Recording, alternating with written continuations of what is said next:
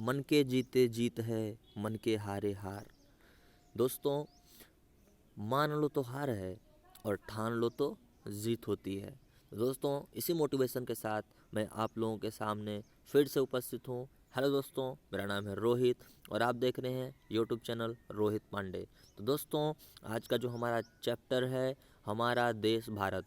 आप लोगों को बताने की शायद ज़रूरत नहीं है कि ये चैप्टर हमारे लिए कितना इम्पोर्टेंट है और हमारे देश के लिए कितना कुछ आज सीखने को मिल सकता है इस चैप्टर में। दोस्तों, मैं उम्मीद करता हूँ कि आप लोगों को ये सीरीज़ काफ़ी अच्छी लगी होगी। अगर सीरीज़ ये अच्छी लगे तो लाइक करिए, वीडियो को शेयर करिए ज़्यादा से ज़्यादा।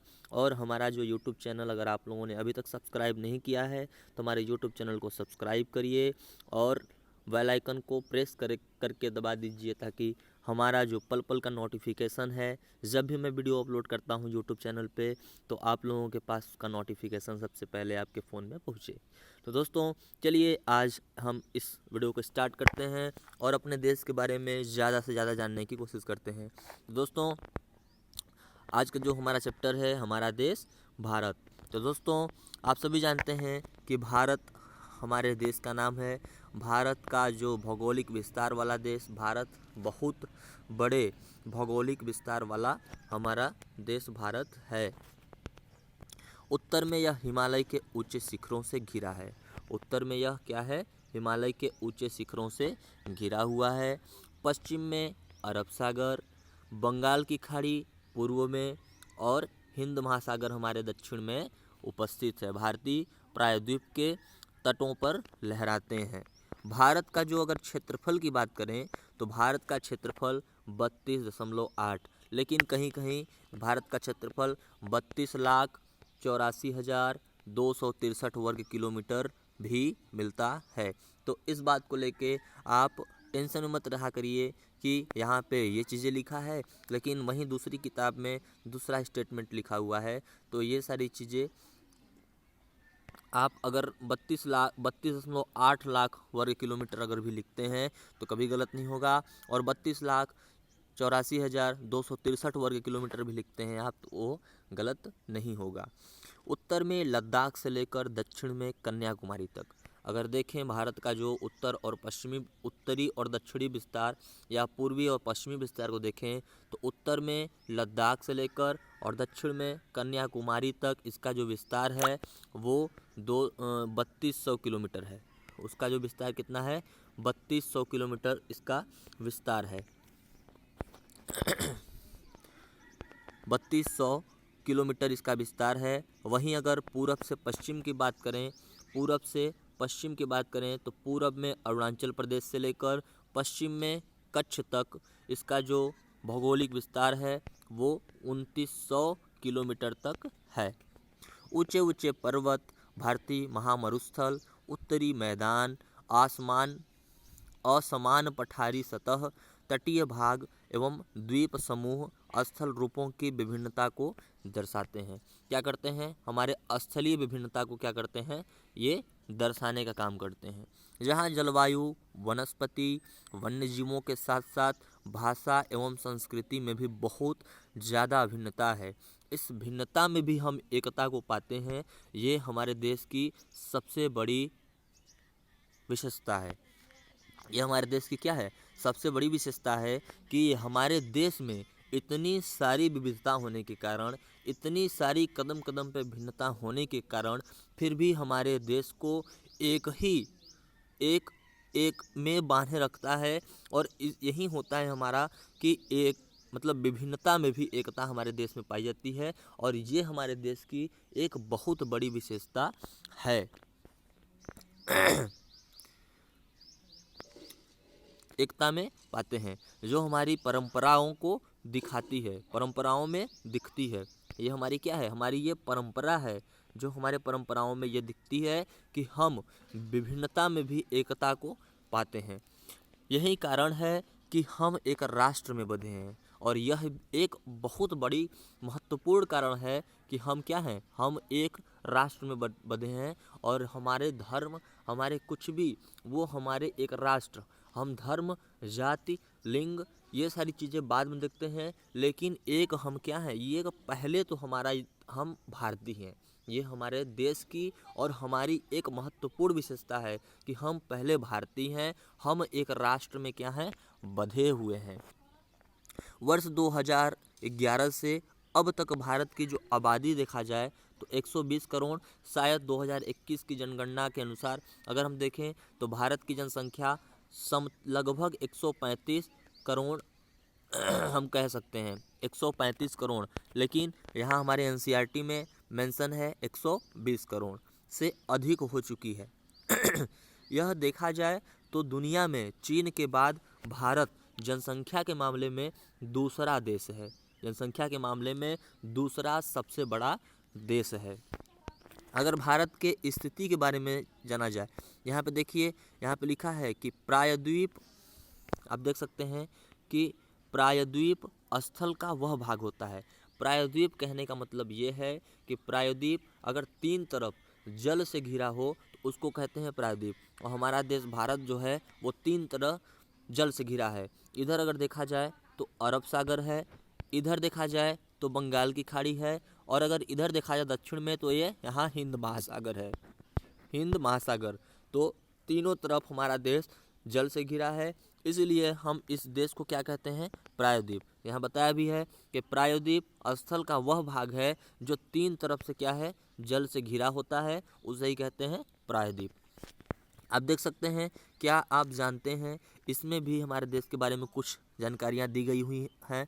बड़े देश जिनका विस्तार पूरब से पश्चिम की ओर बहुत अधिक होता है, कुछ बड़े देश जिनका विस्तार पूरब से पश्चिम की तरफ बहुत अधिक होता है, वहाँ पूरे देश का मानक समय एक नहीं होता है। आप देख सकते हैं, जैसे संयुक्त राज्य अमेरिका में 7 मानक समय, कनाडा में 6 मानक समय है। क्या आप जानते हैं कि रूस में कितने मानक समय हैं? रूस में 11।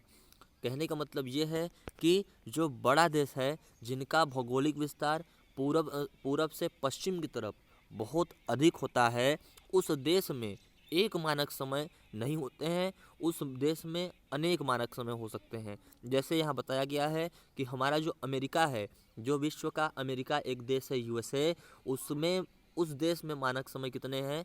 7 मानक समय हैं। जबकि जो कनाडा है, जो दुनिया का दूसरा सबसे बड़ा देश है, कनाडा में 6 मानक समय हैं। जबकि रूस में बताया है कि रूस में कितने मानक समय हैं, तो मैं आप लोगों को बताता हूँ। रूस में कुल 11 मानक समय है, जो दुनिया का क्षेत्रफल के हिसाब से पहला सबसे बड़ा देश हमारा रसिया है। रसिया हमारा देश जो भारत है वो पूरे दुनिया में 7वें नंबर पर क्षेत्रफल दृष्टि से आता है। पहले स्थान पर देखा जाए तो पहले में रसिया, फिर कनाडा, फिर चाइना, फिर यूएसए, फिर ब्राज़ील के बाद फिर ऑस्ट्रेलिया, और ऑस्ट्रेलिया के बाद हमारे देश का नाम 7वें नंबर पे आता है इंडिया। दोस्तों, स्थिति की बात करें भारत के, तो भारत उत्तरी गोलार्ध में स्थित है। भारत किस गोलार्ध में स्थित है? भारत उत्तरी गोलार्ध में स्थित है। और कर्क रेखा जो है हमारे देश में के कर्क रेखा जो 23.5 डिग्री उत्तर है, कर्क रेखा जो 23.5 डिग्री उत्तर है, वो देश के लगभग मध्य से होकर गुजरती है। दक्षिण से उत्तर की ओर भारत की मुख्य भूमि का जो विस्तार है, दक्षिण से उत्तर की ओर तो 8 डिग्री 4 मिनट उत्तर तथा 37 डिग्री 6 मिनट उत्तरी अक्षांशों के बीच है। हमारे भारत की दक्षिण से उत्तर की ओर भारत की मुख्य भूमि। अगर हम पश्चिम से पूरब तक का इसका विस्तार हमारे देश का देखें तो यह हमारा 68 डिग्री 7 मिनट पूरब तथा 97 डिग्री 25 मिनट पूर्वी देशांतरों के बीच है। पूरब से पश्चिम तक हमारे देश का विस्तार।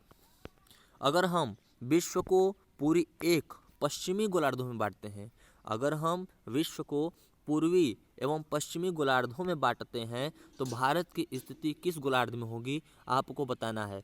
तो अगर हम पूर्वी और पश्चिमी गोलार्धों में पूरे विश्व को बांटते हैं तो हमारे देश भारत की स्थिति पूर्वी गोलार्ध में होगी। बहुत बड़े देशांतरीय विस्तार लगभग 29 डिग्री के कारण यहाँ के दो छोर पर स्थित स्थानों के स्थानीय समय में बहुत अधिक अंतर हो सकता था। कहने का मतलब ये कि बहुत बड़े देशांतरी विस्तार, हमारे देश भारत में भी कुल बहुत बड़े देशांतरी विस्तार, लगभग 29 डिग्री का देशांतरी विस्तार है। इसके कारण हमारे यहाँ के दो छोर पर स्थित स्थानों के स्थानीय समय में बहुत अधिक अंतर हो सकता था। इस तरह की दूरी पर स्थित दो स्थानों के बीच का समय का अंतर अगर देखा जाए तो 2 घंटे। अगर हम पूरब से पश्चिम, पूरब में हमारा अरुणाचल प्रदेश और पश्चिम में गुजरात का कच्छ में अगर हम समय की विभिन्नता को देखें तो लगभग 2 घंटे का समय अंतर आता है। 2 घंटे का समय अंतर आता है। जैसा कि आपने पहले पढ़ा है कि प्रत्येक 1 डिग्री देशांतर के लिए स्थानीय समय में 4 मिनट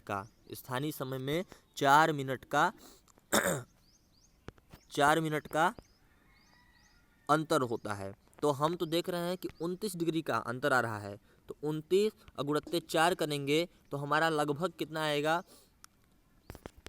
29 और गुणित 4 करेंगे तो हमारा आएगा 6 9 96, यहाँ पे लगभग हमारे 2 घंटे का समय अंतर आएगा। आप देख सकते हैं जैसे पश्चिम में गुजरात की अपेक्षा पूरब के अरुणाचल प्रदेश में सूर्योदय लगभग 2 घंटे पहले होगा। कहने का मतलब ये कि अगर मान लीजिए 7 बजे, अगर हमारे गुजरात में, यहाँ पे आप लोगों को बता देता हूँ मैं, अगर हमारे गुजरात, जैसे हमारा ये क्या है, ये हमारा गुजरात हो गया, इधर ये हमारा गुजरात है, लेकिन ये हमारा क्या है, अरुणाचल प्रदेश। तो वही बताने की कोशिश कर रहा है कि अरुणाचल प्रदेश में अगर 5 बजे अगर सूर्योदय होता है तो हमारे पश्चिम में कितने बजे होगा, 2 घंटे बाद, मतलब 7 बजे हमारे पश्चिम में सूर्योदय होगा। वही बताने की कोशिश कर रहा है आप लोगों को, 2 घंटे पहले होता है। आप पहले पढ़ चुके हैं कि 82.5 डिग्री पूर्वी देशांतर के स्थानीय समय को भारत का मानक समय कहा जाता है। 82.5 डिग्री हमारा जो पूर्वी है, ये कुछ इस तरीके से आएगा, कुछ इस तरीके से ये हमारा क्या है, मानक समय। 82.5 डिग्री पूर्वी देशांतर को हमारे देश का मानक समय कहा जाता है, या इसे हम मानक यामोत्तर भी कह सकते हैं। दोस्तों ये बहुत इम्पॉर्टेंट है, 82.5 डिग्री पूर्वी देशांतर जो हमारे देश का मानक समय कहा जाता है। और यह मानक समय अगर देखा जाए तो मानक समय लगभग 5 राज्यों से, हमारे देश भारत में यह मानक समय जो 82.5 डिग्री है वो हमारे देश में 5 राज्यों से होकर गुजरता है। अरुणाचल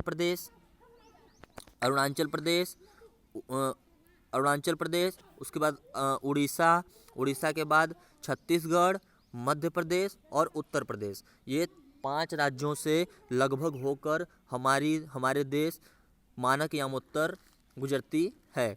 अगर कर्क रेखा की बात की जाए तो कर्क रेखा हमारे देश के लगभग मध्य से होकर गुजरती है, और यह हमारे देश के 8 राज्यों से होकर गुजरती है। मित्र पर गमछा झार, ये एक महत्वपूर्ण ट्रिक है आपको याद करने के लिए। महत्वपूर्ण ट्रिक, मित्र पर गमछा मिजोरम, त्रिपुरा, पश्चिम बंगाल, राजस्थान, गुजरात, मध्य प्रदेश, छत्तीसगढ़, झारखंड, ये कुल 8 राज्य हैं जो हमारे देश भारत से जो कर्क रेखा 23.5 डिग्री जो हमारे भारत के बिल्कुल मध्य से होकर गुजरती है, वो कुल 8 राज्यों से होकर जाती है, जो आप लोगों को मैं बता दिया। मित्र पर गमछा झार, ये एक महत्वपूर्ण ट्रिक है आप लोगों को याद करने के लिए। अगर हम देखें भारत के पड़ोसी देशों के बारे में अगर देखें तो भारत के मुख्य भूमि से कुल 7 पड़ोसी देश हैं। चलिए इनके बारे में भी हम पढ़ लेते हैं। जैसे 7 देशों के स्थलीय सीमाएं हमारे भारत देश से जुड़ी हुई हैं। इन देशों के नाम को पता लगाइए। चलिए इन देशों के नाम को पता लगाते हैं। अगर हम पश्चिम में देखें, उत्तर और पश्चिम में देखें तो हमारा पाकिस्तान है, और अफगानिस्तान है। अफगानिस्तान 106 किलोमीटर का सीमा शेयर करता है हमारे पीओके वाले भाग में। अभी एक्चुअली हमारे हमारे भारत का हिस्सा है पीओके, हमारा ही भाग है वो, एक न एक दिन हम उसको लेकर ही रहेंगे। लेकिन अभी वर्तमान में जो पाक अधिकृत कश्मीर है, पीओके है, पाक ऑक्युपाइड कश्मीर है, उसमें अफगानिस्तान की सीमा 106 किलोमीटर की शेयर करती है। वो भी हमारा एक स्थलीय देश से जुड़ा हुआ एक पड़ोसी देश है। चलिए, उसके बाद फिर हमारा हो गया नेपाल, नेपाल के बाद हो गया चाइना, चमगादड़ चाइना हो गया। उसके बाद फिर भूटान हो गया, भूटान के बाद फिर बांग्लादेश हो गया, और बांग्लादेश के बाद म्यांमार हो गया।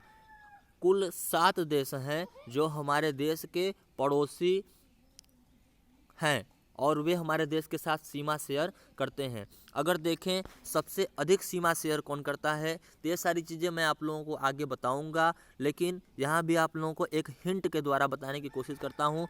जैसे बांग्लादेश हमारा है 4096.7 किलोमीटर की सीमा हमारे देश के साथ शेयर करता है, जो हमारे पड़ोसी देशों में सबसे अधिक सीमा बाउंड्री शेयर करने वाला देश कौन है, बांग्लादेश है। अगर हम म्यांमार की बात करें तो 1645 किलोमीटर की सीमा शेयर करता है। भूटान 699 किलोमीटर की सीमा शेयर करता है। ये सारे देश हैं। हमारा जो ये 3488 किलोमीटर का हमारा चमगादड़ चीन सीमा शेयर करता है, और 3323 किलोमीटर की सीमा शेयरिंग कौन करता है, हमारा पाकिस्तान। ये जो पाकिस्तान है ये करता है। चलिए आगे हम देखते हैं। भारत एवं उसके पड़ोसी देश ये रहे, और यहाँ पे आप एक चीज़ और देख सकते हैं कि ये श्रीलंका जो है हमारे नीचे, श्रीलंका जो है ये पाक की खाड़ी यहाँ पे है, पाक की खाड़ी है, तो श्रीलंका हमारा भी ये समुद्री सीमा में पड़ोसी देश है। वैसे ही यहाँ पे मालदीव हो गया, ये हमारा अंडमान निकोबार द्वीप समूह, ये हमारा केंद्र शासित प्रदेश हो गया। और यहाँ देख सकते हैं लक्षद्वीप हो गया, यह भी हमारा एक केंद्र शासित प्रदेश है। इधर देखें, इधर अरब सागर है, आप लोगों में बता चुका हूँ। इधर देखें तो हिंद महासागर है, और अगर इस तरफ देखा जाए तो ये हमारा बंगाल की खाड़ी है।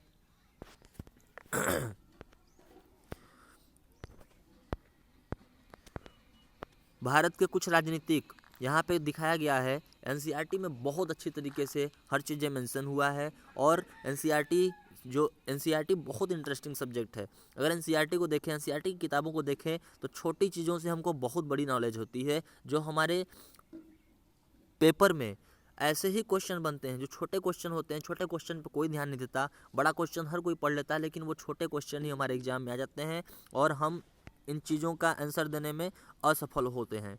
तो दोस्तों देखिए, यहाँ पे दिया गया है भारत के राजनीतिक का मतलब, कहने का मतलब ये है कि हमारे जो राज्यों की स्थिति है, राज्य को भी आप देख सकते हैं कि राज्य कौन सा राज्य कहाँ है।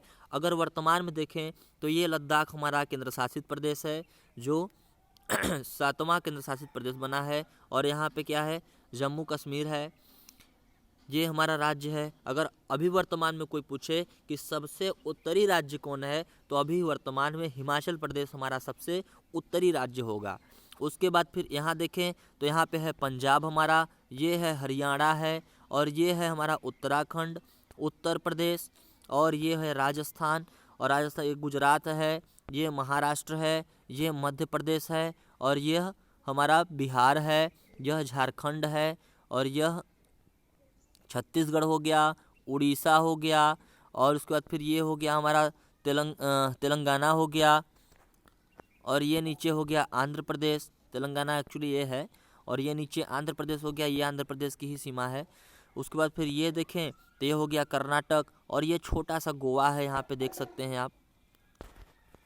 अगर नीचे जाएं तो नीचे आप देख सकते हैं कि ये हमारा हो गया केरला, और ये हो गया तमिलनाडु, ये श्रीलंका हो गया दूसरा देश, पड़ोसी देश।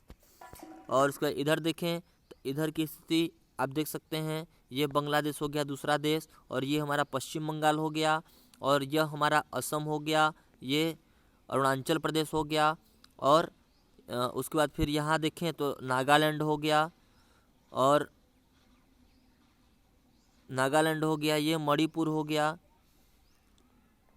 और यहाँ नीचे क्या है, मिजोरम, ये देख सकते हैं। और एक हमारा त्रिपुरा होता है, तो त्रिपुरा बांग्लादेश से 3 तरफ से घिरा हुआ है, लेकिन असम वही है, तो असम 2 बार बाउंड्री शेयर करता है बांग्लादेश के साथ, आप देख सकते हैं। अगर तटीय राज्यों की बात करें तो तटीय राज्य में 9 जो समुद्री सीमा को टच करते हैं, ऐसे 9 राज्य हमारे देश के हैं जो समुद्री सीमा को टच करते हैं। 9 राज्यों में कौन कौन से है, ये हमारा गुजरात है सबसे अधिक, इसके जो तट है उसको काठियावाड़ तट कहते हैं। और महाराष्ट्र है, महाराष्ट्र को कोंकण तट कहते हैं, पहले देख लेते हैं।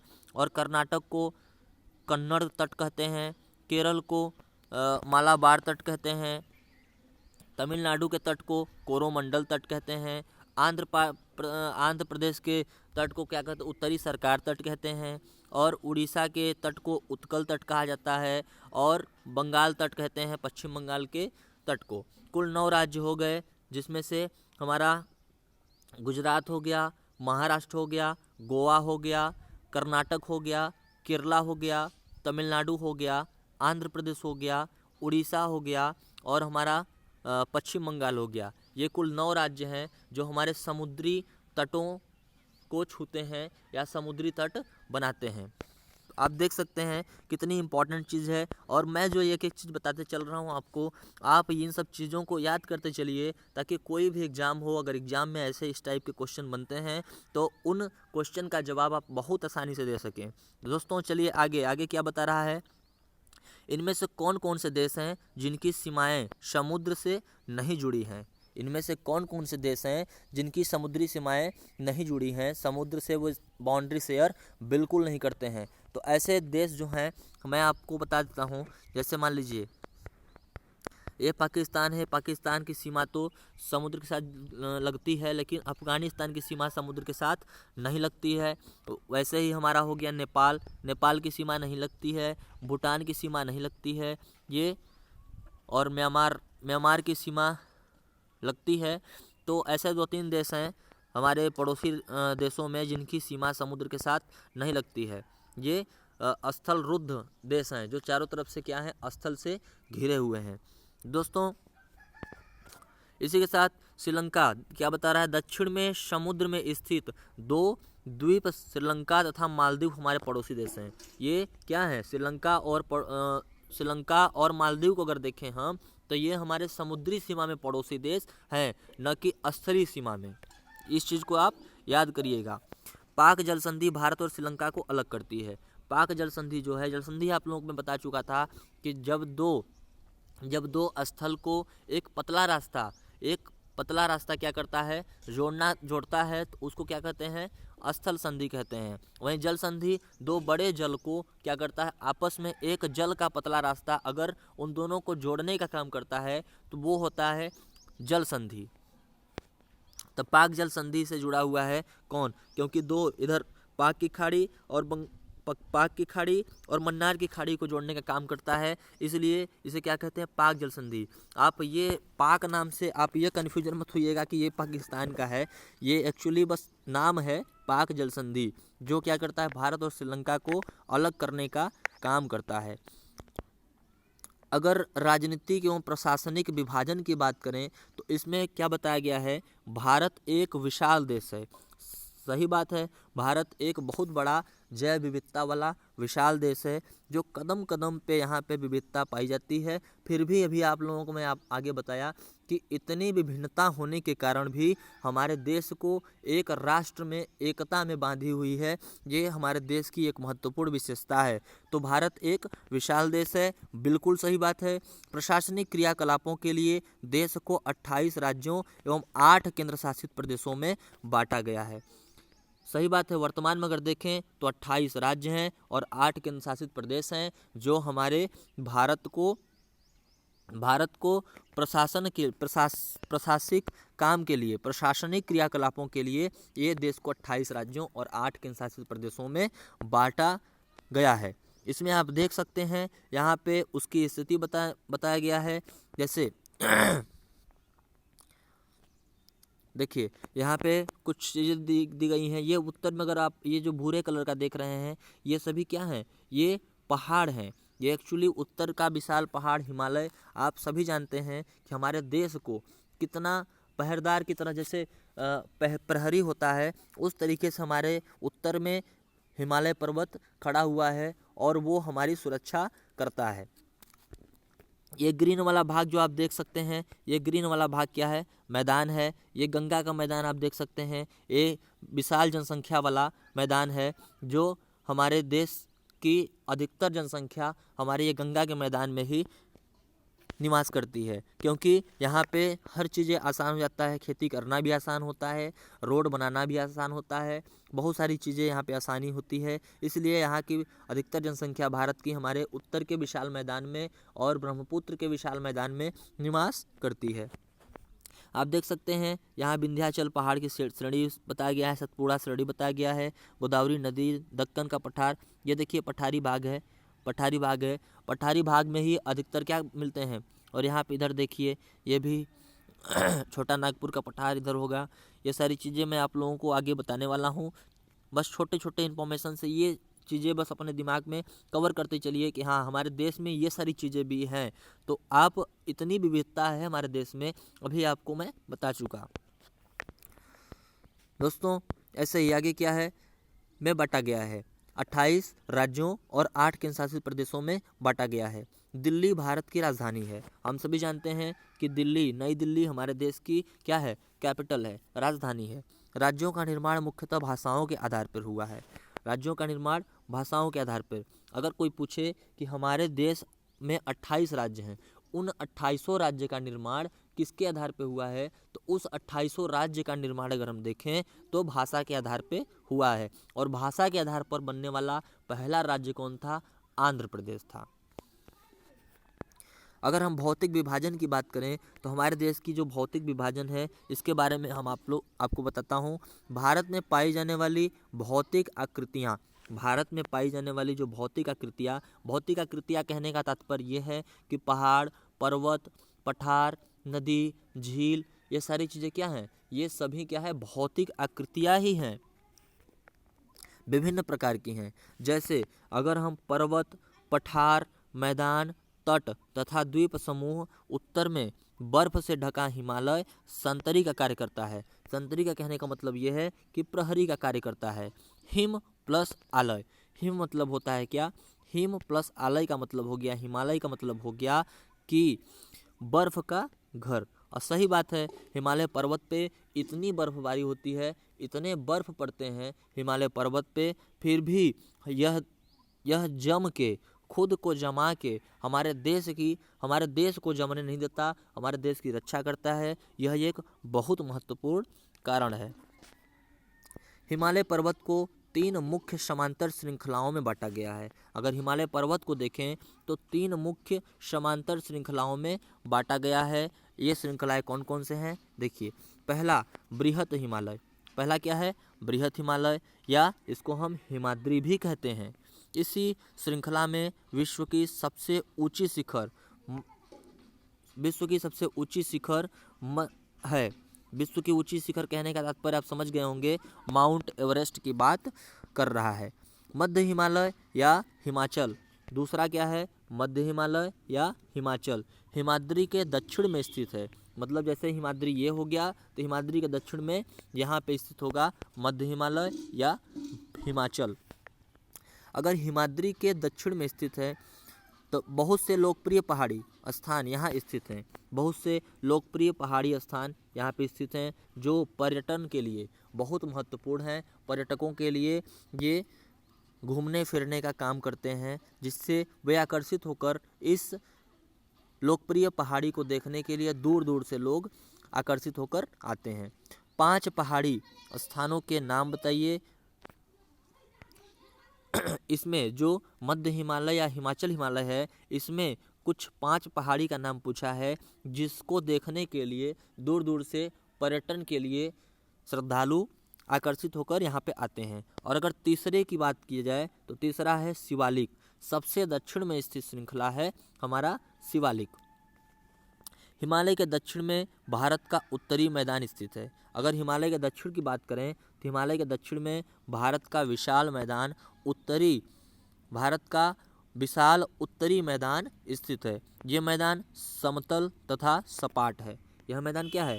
समतल तथा सपाट है, उबड़ खाबड़ नहीं है। ये मैदान सिंधु, गंगा, ब्रह्मपुत्र तथा इनकी सहायक नदियों के द्वारा लाए गए जलोढ़ निक्षेपों से बना है। किस किस नदियों से? सिंधु, गंगा, ब्रह्मपुत्र। ये 3 नदियाँ महत्वपूर्ण हैं जिनकी सहायक नदियों के द्वारा जलोढ़ निक्षेपों से बने हैं। नदियों की ये मैदान कृषि के लिए उपजाऊ भूमि प्रदान करते हैं। नदियों की ये मैदान कृषि के लिए क्या करते हैं? उपजाऊ भूमि प्रदान करते हैं। यही कारण है कि इन मैदानों में जनसंख्या अधिक से अधिक निवास करती है। भारत के पश्चिमी भाग में भारतीय महामरुस्थल स्थित है। भारत के पश्चिमी भाग में अगर राजस्थान वाला पोर्शन देखें तो वहाँ पे क्या है? भारतीय महामरुस्थल स्थित है, जिसको क्या कहते हैं? जिसको कहते हैं याद नहीं आ रहा अभी। यह शुष्क, गर्म तथा रेतीला स्थल है। यहाँ वनस्पति की मात्रा बहुत कम है। यहाँ पे वनस्पति की मात्रा बहुत कम है। उत्तरी मैदानों के दक्षिण में प्रायद्वीपीय पठार है। अगर उत्तरी मैदानों के दक्षिण में देखें, ये हमारा मैदान है, इसके अगर दक्षिण में देखें तो ये सब क्या है? ये सभी क्या है? प्रायद्वीपीय पठार है। प्रायद्वीपीय का मतलब हो गया कि 3 तरफ से जल से घिरा हुआ पठार है।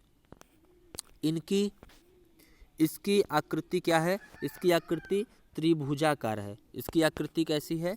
त्रिभुजाकार है। इसका धरातल काफ़ी ऊंचा नीचा है। इस क्षेत्र में बहुत सी पहाड़ी श्रृंखलाएं तथा घाटियां स्थित है। इसके उत्तर पश्चिम में अरावली श्रृंखला स्थित है। इसके उत्तर पश्चिम में क्या है? अरावली श्रृंखला स्थित है। अरावली श्रृंखला क्या है? स्थित है, जो विश्व की सबसे पुरानी विंध्य एवं सतपुड़ा की महत्वपूर्ण श्रृंखलाएं हैं। इन श्रृंखलाओं से होकर हमारी जो नर्मदा और ताप्ती जो पूरब की तरह न गिरकर ये पश्चिम में क्या करती हैं? पश्चिम में अरब सागर में ये गिरती हैं, और अरब सागर में गिरने वाली कुछ ही नदियां होती हैं, जैसे नर्मदा और ताप्ती 2 महत्वपूर्ण नदियां हैं। ये पश्चिम की तरफ बहने वाली नदियां हैं। ये पश्चिम की तरफ बहने वाली महत्वपूर्ण नदियां हैं। ये क्वेश्चन बार बार पूछा है कि पश्चिम की तरफ बहने वाली 2 नदियों के नाम बताइए, नर्मदा और ताप्ती, जो अरब सागर में गिरती हैं। इस पठार के पश्चिम में पश्चिमी घाट या सह्याद्री तथा पूरब में पूर्वी घाट स्थित है। पश्चिमी घाट का विस्तार एक समान रूप में है। अगर पश्चिमी घाट का विस्तार करें देखें तो वो क्या है? एक समान रूप में, मतलब एक ही जैसा है, जबकि पूर्वी घाट बीच बीच में टूटा हुआ है।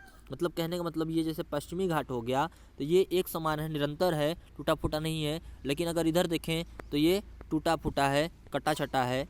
वही चीज़ें बताने की कोशिश कर रहा है। असमान है। इन पठारों में खनिजों जैसे कोयला एवं लौह अयस्क की प्रचुरता है।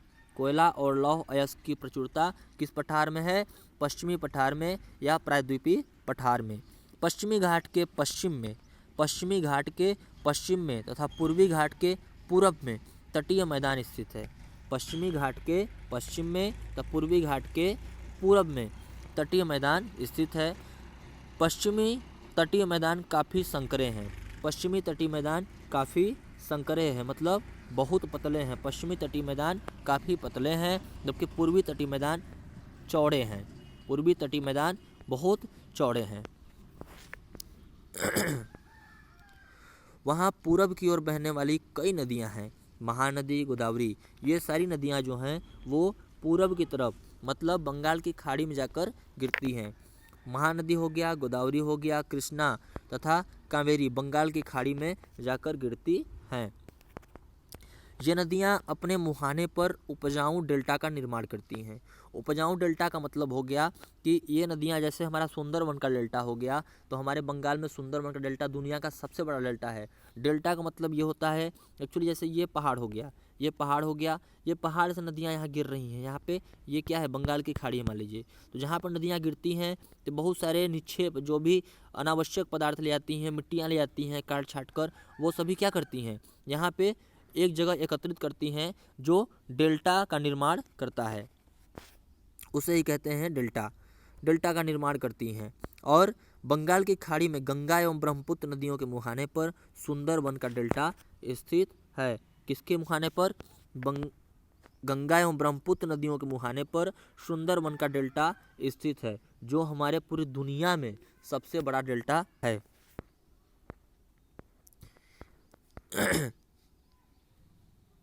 ये सुनामी के बारे में कुछ दिया गया है, आप इसको पढ़ लिया करिए और पढ़ लीजिएगा। अगला क्या है, भारत में 2 द्वीप समूह भी हैं। आप सभी जानते हैं कि भारत में 2 द्वीप समूह हैं। समुद्र में द्वीप समूह, द्वीप समूह का मतलब ही होता है जो समुद्र में बहुत छोटे हों और चारों तरफ से जल हो, उसे द्वीप कहते हैं। तो 2 द्वीप समूह हैं, जैसे लक्षद्वीप द्वीप समूह और दूसरा क्या है, अंडमान निकोबार द्वीप समूह। अंडमान निकोबार द्वीप समूह। अगर लक्षद्वीप की बात करें तो लक्षद्वीप ये केरल के तटों से कुछ दूर स्थित है और इसको हम क्या कहते हैं, इसको प्रवाल द्वीप है। प्रवाल द्वीप का मतलब कि कुछ ऐसे, प्रवाल द्वीप का मतलब कि कुछ, मतलब प्रवाल मतलब कि कुछ एक प्रकार के समुद्री जीव होते हैं जो एकत्रित होकर क्या करते हैं, बहुत बड़े एक द्वीप का निर्माण करते हैं। वही द्वीप क्या है, हमारा लक्षद्वीप है। और अंडमान निकोबार द्वीप की बात करें तो भारत से दक्षिण पूर्व में दिशा में बंगाल की खाड़ी में स्थित है। यह कहाँ स्थित है, बंगाल की खाड़ी में स्थित है। क्या आप जानते हैं कि कौन सा द्वीप समूह वर्ष 2004 में सुनामी से प्रभावित हुआ था? तो वो हुआ था अंडमान निकोबार द्वीप समूह, जिसका जो लास्ट पॉइंट जिसको कहते थे हम अभी भी कहते हैं कि भारत का सबसे दक्षिणी भाग कौन सा है, इंदिरा पॉइंट। तो इंदिरा पॉइंट जो था वो डूब चुका था 2004 के सुनामी के बाद। समाचार पत्रों तथा लोगों से बातचीत के जरिए जानकारी प्राप्त कीजिए कि जब सुनामी भारतीय तट से टकराई थी तो किस प्रकार लोगों ने अलग अलग तरीके से इस चुनौती का सामना किया था। देखिए, सुनामी जो होता है, इतना जल का स्तर बढ़ जाता है सुनामी में, जिससे क्या होता है, जो मुख्य भूमि होती है वो समुद्र में विलीन हो जाती है। सुनामी एक विशाल सागरीय तरंग होता है जो समुद्र तट पर भूकंप के कारण उत्पन्न होते हैं, और ये भूकंप के कारण ही उत्पन्न होता है सुनामी। यहाँ पे कुछ अभ्यास प्रश्न दिए गए हैं। इसी तरीके से अगर देखा जाए तो हमारा ये चैप्टर ख़त्म होता है। और कितना कुछ मैं आशा करता हूँ कि आपको इस वीडियो के माध्यम से मतलब बहुत चीज़ें सीखने को मिली आज, और बहुत नई तरीके से नई चीज़ें एनसीईआरटी में बहुत अच्छी तरीके से समझाने की कोशिश किया है, मैप के द्वारा समझाने की कोशिश किया है, और एक एक चीज़ इतनी सटीक तरीके से बताया है कि आपको मैं बता नहीं सकता। आप सभी इस चैप्टर को पढ़ के बहुत उत्साहित हुए होंगे कि हम अपने देश के बारे में इतना कुछ जानने को मिला आज इस चैप्टर में। यहाँ अभ्यास प्रश्नों की बात करें तो भारत को कितने भौतिक भागों में विभाजित किया गया है? तो भौतिक भागों में आप ये देख सकते हैं, ये हमारे अक्षांश और दशांतर की बात कर रहा है, तो उसको आप देख के लिख लिया करिए और लिख लीजिएगा। भारत की स्थलीय सीमा 7 देशों से जुड़ी है। इनके नाम कौन कौन से? पाकिस्तान, अफगानिस्तान, चाइना, नेपाल, भूटान, बांग्लादेश और एक म्यांमार हो गया। ये 7 हमारे स्थलीय सीमा में 7 पड़ोसी देश हैं। कौन सी 2 प्रमुख नदियां अरब सागर में गिरती हैं? नर्मदा, ताप्ती। देखिए आप, ये क्वेश्चन बन गया ना, नर्मदा और ताप्ती। गंगा एवं ब्रह्मपुत्र के द्वारा बनाए गए डेल्टा का नाम क्या है? सुंदरबन का डेल्टा। भारत में कितने राज्य तथा कितने केंद्रशासित प्रदेश हैं? किन राज्यों की राजधानी एक ही है? अगर देखें तो भारत में कुल 28 राज्य और 8 केंद्रशासित प्रदेश हैं। और अगर राजधानी की बात करें तो पंजाब और हरियाणा की राजधानी चंडीगढ़ है। उत्तरी मैदानों में अधिक जनसंख्या निवास करने का क्या कारण है और क्यों करती है? इसका मतलब यही है कि वहाँ पे बहुत सारी चीज़ें जो हमारी आवश्यकता की चीज़ें होती हैं, जैसे भूमि आवश्यकता है, पानी आवश्यकता है, और खेती भी एक आवश्यकता है, हमारा परिवहन भी एक आवश्यकता है। ये सारी चीज़ें उत्तरी जो भारत का उत्तरी विशाल का मैदान है उसमें सुगमता से ये सारी चीज़ें उपस्थित हैं, इसलिए वहाँ पे जनसंख्या अधिक आकर्षित होती है, वहाँ पे निवास करना चाहती है और करती भी है। यही कारण है वहाँ पे अधिक जनसंख्या निवास करने का एक महत्वपूर्ण कारण। अगर लक्षद्वीप को प्रवाल द्वीप कहा जाता है, क्यों? क्योंकि प्रवाल एक समुद्री जीव होता है जो झुंडों में रहते हैं और वे कई वर्षों, कई लाखों करोड़ों वर्षों तक वो एक ही जगह पे मरते हैं। तो उनसे क्या होता है कि एक द्वीप का निर्माण होता है, इसीलिए उसे प्रवाल द्वीप कहा जाता है। ऑस्ट्रेलिया में दुनिया का सबसे बड़ा प्रवाल द्वीप है, मैं आपको बताऊंगा भी। हिमालय के सबसे दक्षिणी भाग को क्या कहा जाता है? हिमालय के सबसे दक्षिणी भाग को कहा जाता है शिवालिक। सह्याद्री को अन्य किस नाम से जाना जाता है? सह्याद्री को अरावली, पश्चिमी घाट, हिमाद्री। पश्चिमी घाट को सह्याद्री के नाम से जाना जाता है। पाक जलसंधि किन देशों के बीच स्थित है? पाक जलसंधि श्रीलंका और भारत के बीच स्थित है। अरब सागर में स्थित भारतीय द्वीप समूह कौन से हैं? अंडमान निकोबार द्वीप समूह और लक्षद्वीप समूह। अरब सागर में पूछ रहा है तो अरब सागर में लक्षद्वीप है। भारत की सबसे पुरानी पर्वत श्रृंखला कौन सी है? अरावली। भारत का क्षेत्रफल कितना है? ये सारी चीज़ें आप लिख लीजिएगा। तो दोस्तों इसी के साथ ये हमारा जो चैप्टर है वो समाप्त होता है।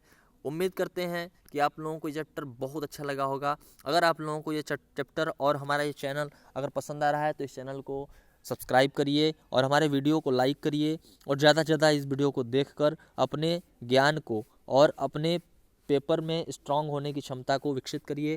तो दोस्तों इसी के साथ मैं आप लोगों से विदा लेना चाहता हूँ। दोस्तों जय हिंद, जय भारत।